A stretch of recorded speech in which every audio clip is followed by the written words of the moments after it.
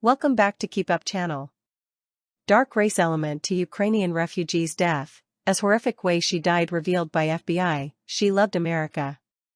New footage shows the heartbreaking final moments of Ukrainian refugee Iryna Zarutska as she bled out on a packed North Carolina train. The extended video, which the Daily Mail is not showing in full due to its shocking nature, shows a visibly scared Zarutska cower in fear after the unprovoked attack. She then put her hands over her face as blood from the attacker's knife dripped on the floor around her. About 15 seconds later, she fell to the floor, the video shows. After the attack, the surveillance video plays audio of someone saying, "Got that white girl." It is not clear whether it is alleged killer DeCarlos Brown Jr. making the comments, as has been claimed, or another passenger. Iryna Zarutska is the only white passenger seen on the video. The sickening attack unfolded on August 22, soon after Zarutska, 23, boarded a South End light rail train in Charlotte and sat in front of Brown, 34. At a press conference on Tuesday, officials said that the stabbing unfolded just 4 minutes after Zarutska sat down, and noted that she was stabbed a total of 3 times in her neck and hands with a pocket knife. Footage showed blood being trailed through the train moments later, with a man in a gray hoodie standing up and following Brown while a woman wearing red glanced over before turning back to a window. U.S. Attorney Russ Ferguson said that Zarutska had recently moved in with a partner when she was killed, and in recent days her family declined to have her body returned to Ukraine, telling authorities she would have wanted to be buried in the U.S. because she loved America. On Tuesday, it was announced that Brown has been charged federally in the chilling case, which raises the possibility he could face the death penalty if convicted.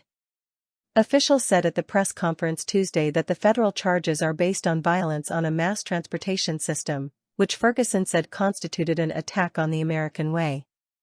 Brown would become the first person executed in North Carolina since 2006 if convicted. Brown's arrest sparked national attention on Zarutska's death and ignited debates over the U.S. criminal justice system, with it revealed that he had at least 14 prior cases in Mecklenburg County. Attorney General Pam Bondi said Tuesday that Zarutska's murder is a direct result of failed soft-on-crime policies that put criminals before innocent people.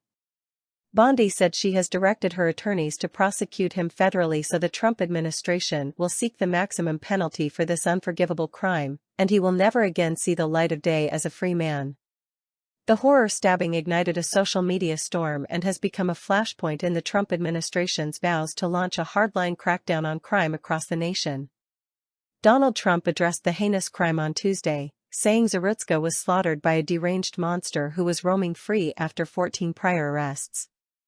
For too long, Americans have been forced to put up with Democrat-run cities that set loose savage, bloodthirsty criminals to prey on innocent people, really, very, very innocent people, Trump said.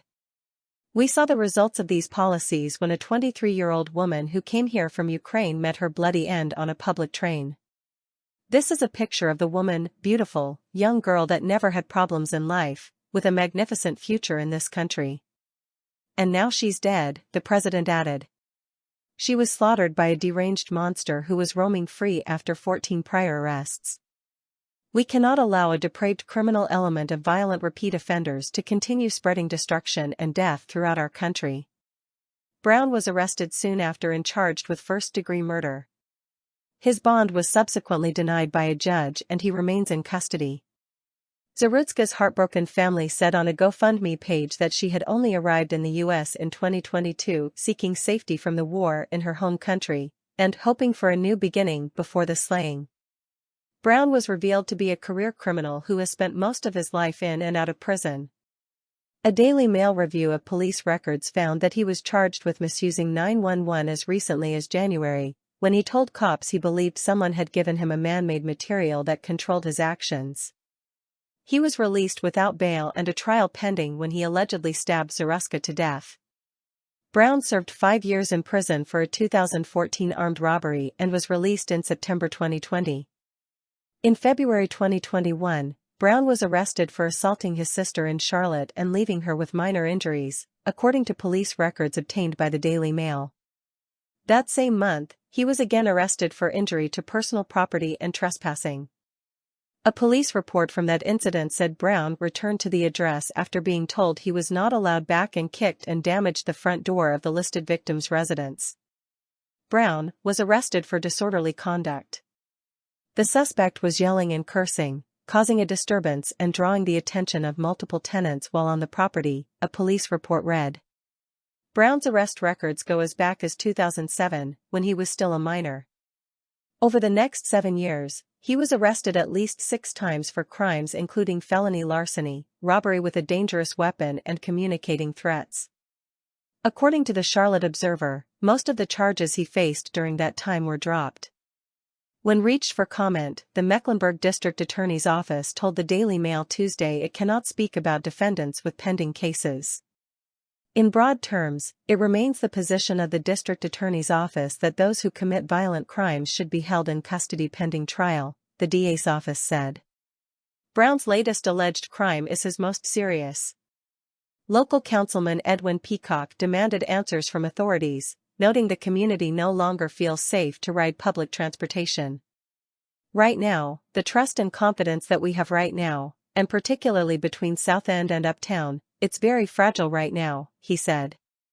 The story is heart-wrenching, and if obviously what we're hearing is true, clearly we need to give that family answers.